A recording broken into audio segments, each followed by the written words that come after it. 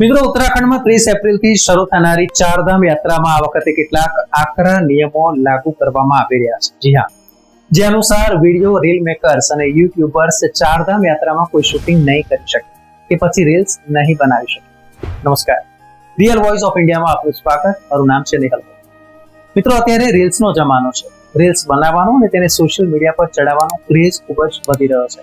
યુવાનોમાં અને ઘણીવાર વૃદ્ધોમાં પણ આ ક્રેઝ જોવા મળે છે અને આ ગેલસાને કારણે ઘણીવાર એવું થાય કે જે યાત્રાનું સ્થળ હોય ત્યાં યાત્રાને કારણે જે લોકો આવતા હોય તેમને આ જે યુટ્યુબર છે એ શૂટિંગને કારણે ઘણીવાર અગવડ થતી હોય છે, તેમની યાત્રામાં ખલેલ પહોંચતી હોય છે.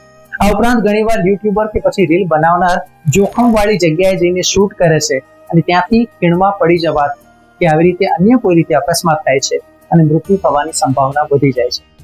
આ બાબતને ધ્યાનમાં લઈને કેદારનાથ, બદ્રીનાથ, પાંડા સમુદાય દ્વારા નિર્ણય લેવામાં આવ્યો છે કે આ વખતે તેમને મંદિર પરિસરમાં પ્રવેશવા નહીં દે.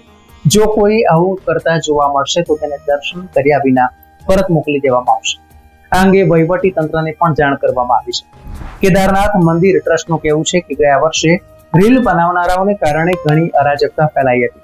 સમુદ્ર સપાટીથી 12,000 ફૂટ ઉપર આવેલા કેદારનાથ ધામમાં ઢોલ નગારાનો અવાજ ફક્ત રીલ બનાવવા માટે જ કરવામાં આવ્યો હતો.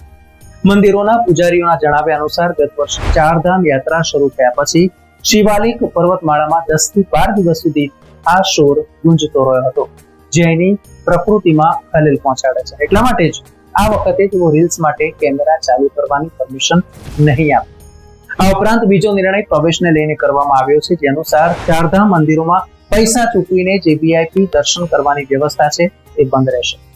બદ્રીનાથ ધામના પાંડા પંચાયતના મત અનુસાર પૈસા લઈને દર્શન આપવા એ ભગવાનની ગરિમાની વિરુદ્ધ છે.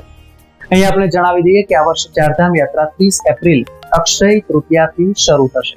આ દિવસે માં ગંગોત્રી અને યમુનોત્રી ધામના દરવાજા ખોલવામાં આવશે અને પછી 2 મેના રોજ કેદારનાથ ધામના દરવાજા ખુલશે અને પછી 4 મેના રોજ ભગવાન બદ્રીનાથ ધામના દરવાજા ભક્તો માટે યોગ્ય વિધિઓ સાથે ખોલવામાં આવશે. ઉત્તરાખંડની ભૌગોલિક રચના અને ખરાબ હવામાન કે પછી પ્રતિકૂળ પરિસ્થિતિમાં ચારધામ યાત્રાળુઓ ઇમરજન્સીમાં રોકાઈ શકે તે માટે 10 જેટલા હોલ્ડ પોઈન્ટ નક્કી કરવામાં આવ્યા છે.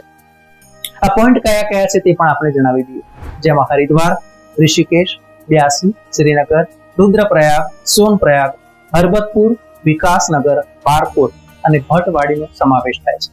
આ તમામ સ્થળો પર પાણી, શૌચાલય, રાત્રિ માટે પથારી, દવાઓ તેમજ ખોરાક માટે ઇમરજન્સીની વ્યવસ્થા પણ કરવામાં આવશે. અત્યાર સુધીમાં 9 લાખથી વધુ શ્રદ્ધાળુઓએ ચારધામ માટે રજીસ્ટ્રેશન કરાવી દીધું છે. મિત્રો, ન્યૂઝ, વ્યૂઝ અને એનાલિસિસ માટે આપ જોતા રહો રિયલ વોઇસ ઓફ ઇન્ડિયા. ધન્યવાદ. મિત્રો, આપ યુટ્યુબ ઉપરાંત ફેસબુક, ઇન્સ્ટાગ્રામ, એક્સ સોશિયલ મીડિયાથી પણ અમારી સાથે કનેક્ટ રહી શકો છો.